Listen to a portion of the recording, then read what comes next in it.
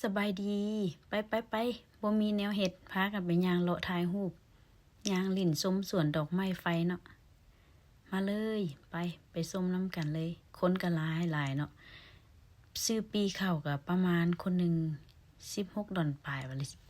17 ดอลว่าบ่จื้อละหาก็ไปมาเพราะว่าบ่ได้จ่ายเนี่ยเนาะก็เลยบ่ฮู้ว่าจ่ายเท่าใดเนาะก็บ่ได้ไกลจากเฮือนปานใดเนาะขี่รถไปประมาณ30 นาทีนี่แหละ ยามเทศกาลของมันก็ก็ไปตามเทศกาลเนาะบุญของกระเจ้าเฮาก็ไปย่างเลาะถ่ายรูปถ่ายวิดีโอกันเนาะเก็บภาพมาฝากมาต้นเนาะอยู่อเมริกาอยู่พอร์ตแลนด์เด้อนี่เด้อ